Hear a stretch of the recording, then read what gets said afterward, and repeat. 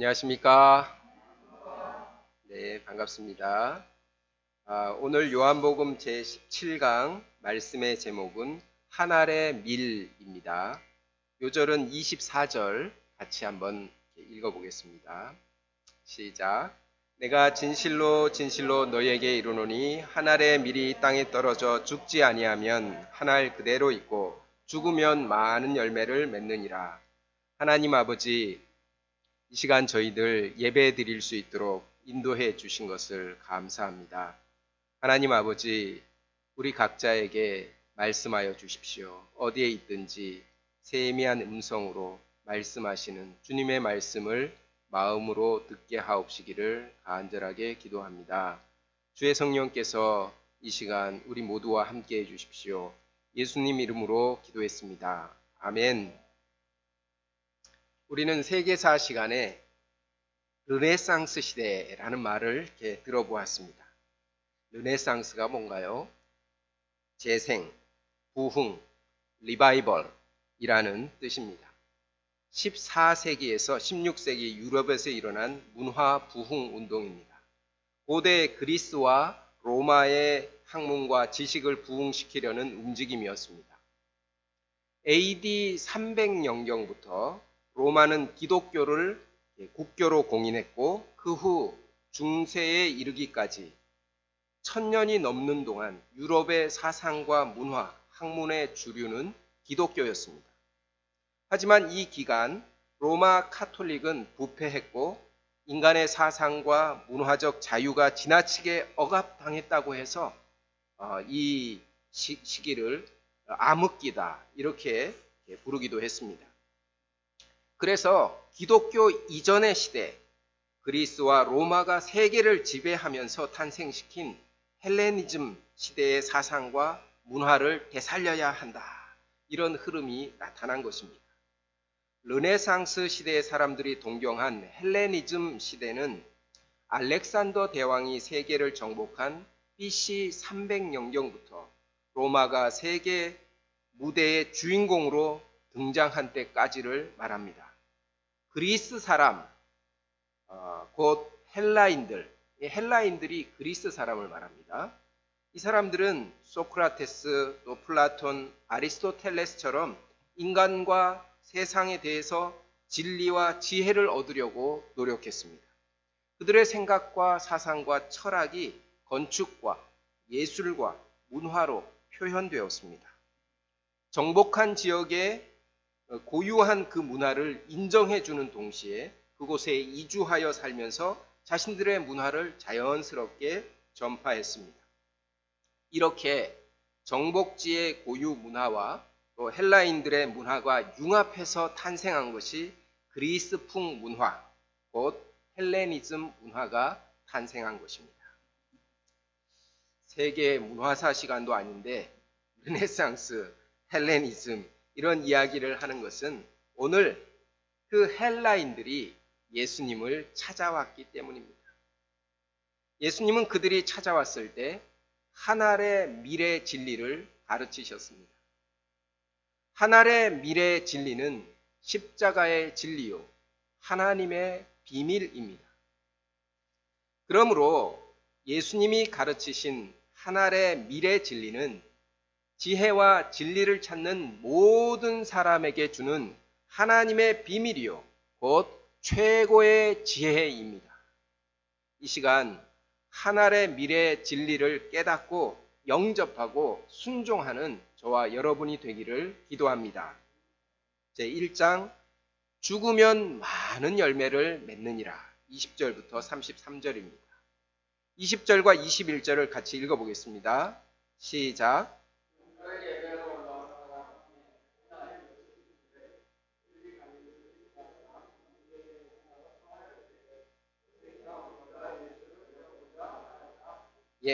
헬라인 몇 명이 유대인의 명절인 유월절에 예루살렘 성전에 예배하러 올라왔습니다. 그들은 유대교로 개종한 이방인들이었습니다. 그들은 전날 큰 무리가 예수님을 그리스도요 이스라엘의 왕으로 따르는 것을 보았습니다. 종려나무 가지를 흔들면서 호산나 열렬히 외치며 환영하는 것을 보았습니다. 또한 예수님이 성전으로 직행하여 그곳에서 장사한 자들을 내쫓고 내 집은 만민의 기도하는 집이라 너희는 강도의 소굴을 만들었다 하시면서 종교 지도자들을 책망하신 것도 보았습니다. 예수님에게 깊은 관심이 생겼습니다. 이분이 정말 성경이 예언한 바로 그 선지자, 그 그리스도, 유대인의 왕인가? 이런 생각을 갖게 됐습니다. 그들은 갈릴리 벳세다 사람 빌립을 찾아가서 예수님과의 만남을 신청했습니다. 선생님이여, 우리가 예수를 배우고자 하나이다. 빌립은 안드레에게서 말하고 안드레와 빌립이 예수님께 여쭈었습니다. 예수님은 헬라인들이 찾아온 것을 아시고 무엇이라고 하셨습니까? 23절을 보십시오. 예수께서 대답하여 이르시되 인자가 영광을 얻을 때가 왔도다. 예수님은 이때까지 내 때는 아직 이르지 않았다. 이런 말씀을 거듭 말씀하셨습니다. 하지만 헬라인들이 찾아왔을 때 인자가 영광을 얻을 때가 왔다고 하셨습니다. 인자가 영광을 얻을 때는 어떤 때를 의미합니까? 그리스도로서 영광을 얻을 때입니다. 곧 십자가 죽음을 의미합니다. 겉으로 볼 때 예수님의 십자가 죽음은 실패입니다. 고난의 때요, 저주와 수치의 순간입니다. 영광을 얻을 때가 아니라 억울함과 분노를 느낄 때입니다. 소나기가 오면 피해가듯이 할 수만 있으면 피해가야 합니다. 하지만 예수님은 십자가 죽음을 인자가 영광을 얻을 때라고 분명하게 말씀하십니다. 왜 십자가 죽음이 그리스도로서 영광을 얻을 때가 됩니까? 24절을 다 같이 읽겠습니다. 시작. 내가 진실로 진실로 너희에게 이르노니 한 알의 밀이 땅에 떨어져 죽지 아니하면 한 알 그대로 있고 죽으면 많은 열매를 맺느니라. 십자가 죽음으로 많은 열매를 맺기 때문입니다. 한 알의 밀은 무척 작습니다. 하지만 그 한 알에는 엄청난 가능성이 있습니다. 땅에 떨어진 한 알의 밀은 4개월 후면 100개 정도의 열매를 맺는다고 합니다. 이 열매들이 매년 열매를 맺는다고 가정하면 5년 후에는 약 100억 개가 됩니다. 이는 100명이 60년 동안 먹을 수 있는 엄청난 양입니다. 한 알의 밀은 작아 보이지만 그 안에는 상상할 수 없는 엄청난 가능성이 있는 것입니다. 그런데 이 엄청난 가능성이 저절로 현실이 되는 것이 아닙니다. 죽어야지만 많은 열매를 맺습니다. 죽지 않으면 한 알 그대로입니다. 한 알 그대로도 아니고 썩어 없어지거나 새가 와서 먹어 없어집니다. 최근에 한 재밌는 기사를 봤는데 1조 원 상당의 비트코인을 소유한 사람이 죽었습니다. 그런데 그 비트코인의 비밀번호를 아무도 모른다고 합니다. 그러면 1원도 못 꺼내 쓴다고 합니다. 한 알의 밀도 마찬가지입니다. 한 알의 밀의 그 엄청난 가능성을 현실화시키는 비밀번호는 죽는 것입니다. 식물의 씨앗은 배와 배젖으로 구성되어 있습니다. 씨앗이 죽는다는 것은 배에서 싹이 나고 식물로 자라기까지 배젖이 분해되어서 영양분을 주는 과정입니다. 씨앗이 죽는 것은 새로운 생명을 탄생시키는 생명의 과정, 창조의 과정이라고 할 수 있습니다. 반면에 동물의 죽음은 식물의 죽음과는 좀 다릅니다. 죽으면 부패하고 사라집니다. 사람의 죽음도 마찬가지입니다. 우리는 죽으면 없어지고 무의 상태가 된다고 생각합니다. 죽음은 우리에게 미지의 세계입니다. 우리가 죽음을 두려워하는 이유가 여기에 있습니다. 그래서 어찌하든지 죽음을 피해 보려고 합니다.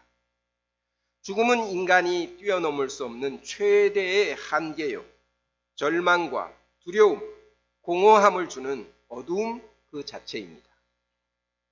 그런데 예수님은 십자가 죽음을 한 알의 밀의 죽음에 비유하십니다. 사라지는 것, 없어지는 것이 아니라 많은 열매를 맺는 생명의 과정, 창조의 과정이라고 하십니다. 어떻게 예수님의 죽음은 많은 열매를 맺는 과정이 될까요? 예수님 안에 생명이 있기 때문입니다. 그 안에 생명이 있었으니 이 생명은 사람들의 빛이라.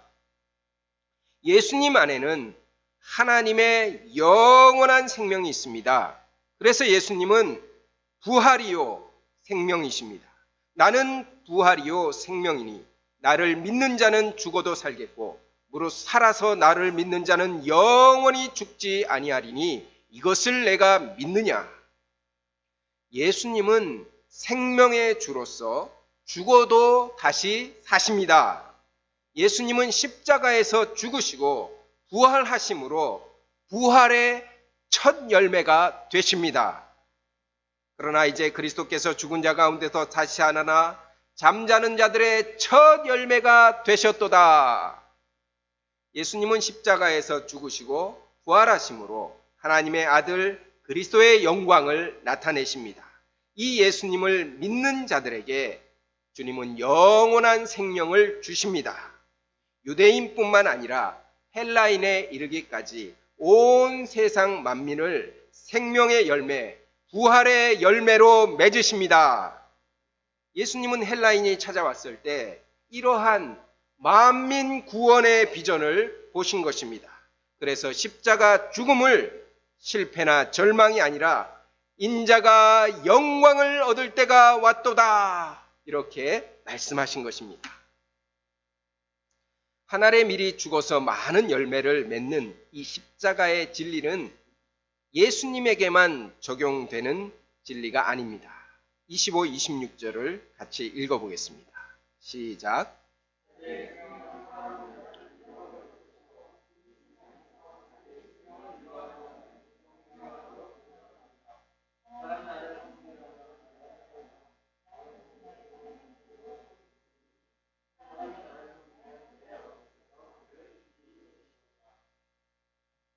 밀알의 진리는 예수님을 섬기는 모든 사람이 반드시 따라가야 하는 진리입니다. 구체적으로 어떻게 하는 것입니까? 자기의 생명을 사랑하지 않고 미워하는 것입니다. 예수님은 왜 자기를 사랑하는 자, 미워하는 자라고 하지 않고 자기의 생명을 사랑하는 자, 이 세상에서 자기의 생명을 미워하는 자, 이렇게 생명을 집어넣어 말씀하셨을까요? 우리가 눈여겨볼 단어는 이 생명과 이 세상에서입니다. 사람은 기본적으로 자기를 미워할 수 없습니다. 우리는 자기를 영광스럽게 하고 복되게 하기를 원합니다. 부정할 수 없는 인간의 본성입니다. 예수님이 이 세상에서 자기의 생명이라고 하신 것은 이 땅에 속한 유한한 생명을 의미합니다. 사람은 이 땅에 있는 자기의 생명을 보존하기 위하여서 배고프면 먹여주고 추우면 입혀주고 더우면 에어컨을 켜줍니다. 수고한 당신에게 여행도 보내주고 멋진 자동차도 선물해 줍니다.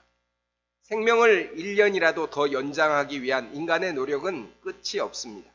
나이가 들수록 건강과 수명 연장에 대한 관심이 커집니다. 또한 자기의 생명에는 이러한 육체의 생명만 있는 것이 아닙니다. 자존심, 자기 영광, 명예, 자아실현, 이런 정신적인 생명도 있습니다. 우리는 자기의 생명을 위해서 열심히 일하고 열심히 공부해서 무엇인가를 성취하려고 합니다. 이렇게 하여 성공을 하면 사람들로부터 와 멋지다 박수를 받고 또 사는 맛이 납니다. 자기의 생명을 사랑하는 것, 곧 이 땅에서 잘 살고자 하는 것은 지극히 당연하고 자기를 이롭게 하는 것 같습니다. 그런데 왜 예수님은 자기의 생명을 사랑하는 자는 잃어버릴 것이라고 하십니까? 그것이 현실이기 때문입니다. 이 땅에서 아무리 자기의 생명을 아끼고 사랑하고 유익하게 하여도 결국은 잃어버리게 됩니다. 하나님의 사람 모세는 이렇게 말했습니다. 우리의 연수가 70이요 강건하면 80이라도 그 연수의 자랑은 수고와 슬픔뿐이요 신속히 가니 우리가 날아가나이다. 이 땅의 삶은 결코 영원하지 않습니다. 때가 되면 우리는 다 날아가 버릴 것입니다. 무엇보다 하나님은 자기의 생명만을 사랑한 자, 땅의 삶만을 추구한 자를 가치 있게 평가하지 않습니다. 그의 삶은 하나님이 보시기에 조금도 무게가 나가지 않습니다. 무가치한 삶입니다. 그럼 자기의 생명을 미워하는 자의 삶은 어떠합니까?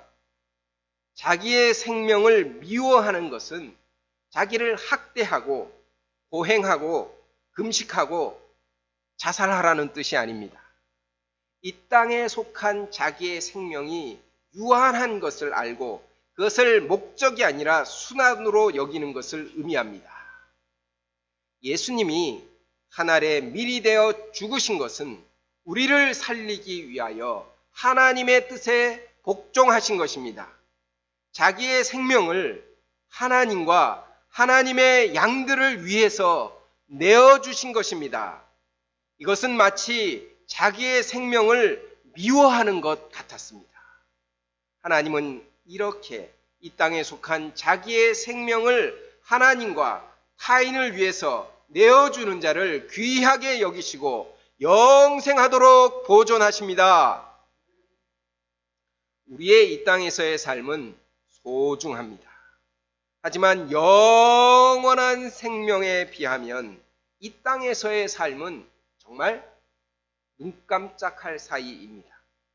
이러한 땅에 속한 유한한 자기의 생명을 사랑할 것인가, 미워할 것인가, 우리는 선택해야 합니다. 정말 자기를 위하는 것이 무엇인지 신중하게 결정해야 합니다. 자기 영광과 자기 만족과 자기 유익만을 사랑하는 자는 영원한 생명을 잃어버릴 것입니다. 하지만 하나님과 이웃과 하나님의 양들을 위하여 자기 생명을 내어주는 자는 영원한 생명과 영광을 얻을 것을 믿습니다. 예수님은 십자가 죽음으로 인자가 영광을 얻고 생명의 많은 열매가 맺힐 비전을 보셨습니다. 하지만 그 죽음의 길, 그 희생의 길, 자기 생명을 미워하는 것이 결코 쉬운 것이 아닙니다. 예수님은 괴로워하셨습니다. 27절을 자매님들이 읽겠습니다.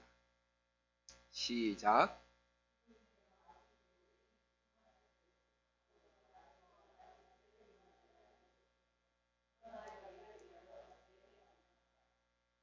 요한복음에는 겟세마네 기도가 나오지 않습니다. 그런데 이 부분이 겟세마네 동산에 계셨던 예수님의 심정을 잘 표현하고 있습니다. 예수님은 할 수만 있다면 십자가 죽음을 피하고 싶으셨습니다. 그런데 어떻게 그 괴로운 길을 갈 수 있었을까요? 예수님은 기도하셨습니다.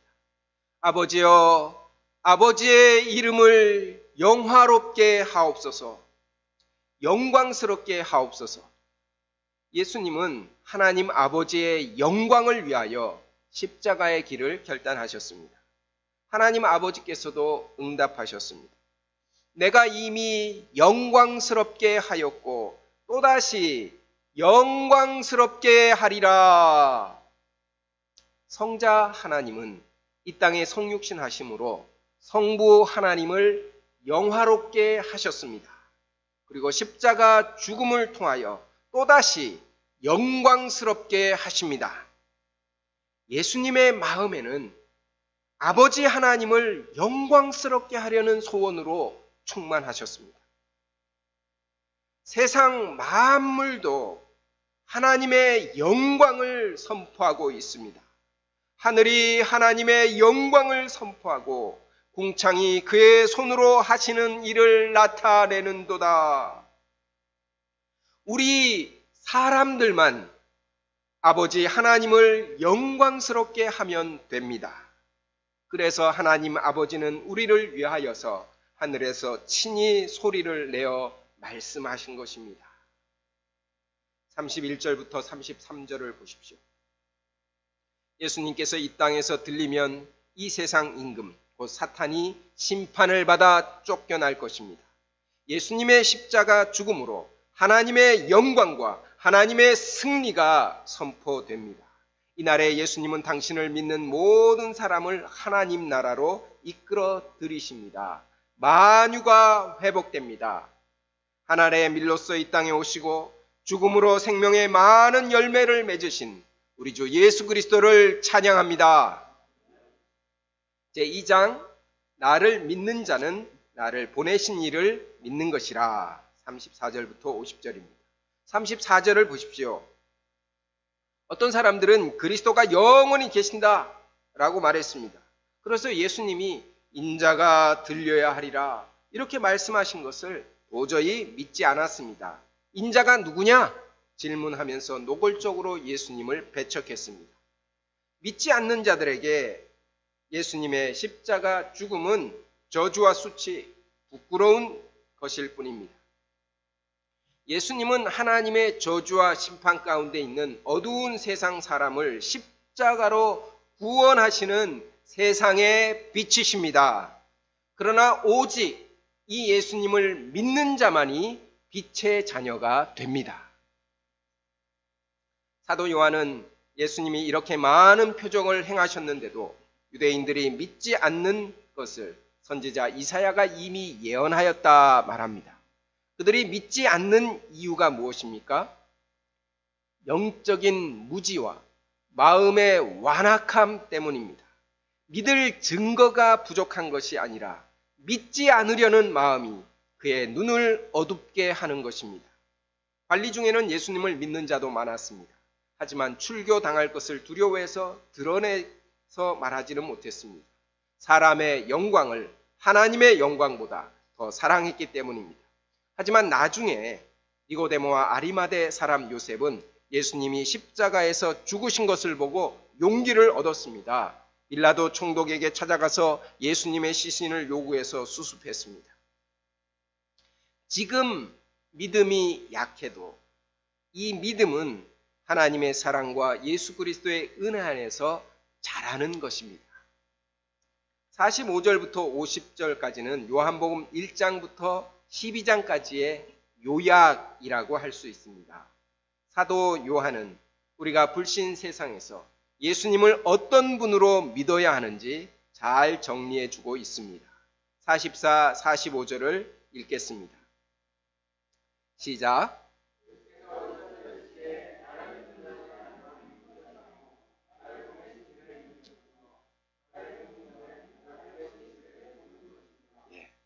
첫째로 예수님을 믿는 것이 하나님을 믿는 것입니다. 우리는 하나님을 볼 수 없지만 예수님을 보는 것이 하나님을 보는 것입니다. 그런 점에서 예수님은 하나님이십니다. 둘째로 예수님은 세상의 빛으로 오셨습니다. 우리는 어두운 세상에서 빛이신 예수님을 따라가면서 생명의 빛 가운데 거할 수 있게 되었습니다. 셋째로 예수님은 구원하시는 하나님이십니다. 우리는 율법을 지키지 못할 뿐 아니라 예수님의 말씀도 다 지키지 못하는 연약한 자들입니다. 그래도 예수님은 심판하지 않고 마침내 구원하십니다. 예수님을 믿는 자들은 구원에 대하여서 마치 이긴 경기를 재방송 보는 것 같이 구원의 승리를 확신할 수 있습니다. 마지막으로 예수님은 심판하시는 하나님이십니다. 예수님은 당신을 믿지 않고 그의 말씀을 받지 않는 자들을 마지막 날에 심판하십니다. 예수님의 말씀이 심판의 기준입니다. 왜냐하면 예수님의 말씀이 하나님이 하라고 하신 명령이기 때문입니다. 그래서 예수님의 말씀은 믿지 않는 자들에게는 심판이요, 믿는 자에게는 영생입니다. 헬라 철학의 본고장, 그리스 철학의 본고장이 어디입니까? 마태 목자님. 그리스 철학의 본고장. 예, 그리스. 아테네죠, 아테네. 예, 아테네. 네, 아테네입니다. 이 아테네 사람들의 특징에 대해서 사도행전 17장 21절은 이렇게 말했습니다. 사도행전 17장 21절. 모든 아덴 사람과 거기서 나그네 된 외국인들이 가장 새로운 것을 말하고 듣는 것 외에는 달리 시간을 쓰지 않음이더라. 이 헬라인들, 이 그리스인들은 새로운 진리와 지혜를 참 사랑했습니다. 하지만 말하고 듣는 것을 즐길 뿐 진리를 그의 삶 속에서 살아내지는 못했습니다. 참되고 절대적인 진리를 깨닫지 못했기 때문입니다. 그들이 진리라고 지혜라고 생각하는 것은 그들 스스로도 이것은 상대적인 진리다 라고 알았기 때문입니다. 어떤 철학자가 배를 타고 큰 강을 건너가고 있었습니다. 이 무료한 시간을 달래려고 뱃사공에게 질문을 던졌습니다. 당신 소크라테스 선생을 아시오? 뱃사공이 아이고 제가 어떻게 그런 분을 알겠습니까? 그러니까 이 철학자가 당신은 철학의 아버지를 모르니 인생의 절반을 잃은 것이나 마찬가지요. 그럼 프랑스가 어떤 나라인지 아시오? 그런 나라가 있었나요? 모르겠네요. 아니, 예술의 나라 프랑스를 모른다니 당신은 예술을 모르니 나머지 인생의 절반을 잃은 것이나 마찬가지요. 이런 얘기를 하면서 이렇게 가는데 중간에 배가 그만 뒤집히고 말았습니다. 물에서 허우적거리는 철학자에게 뱃사공이 물었습니다.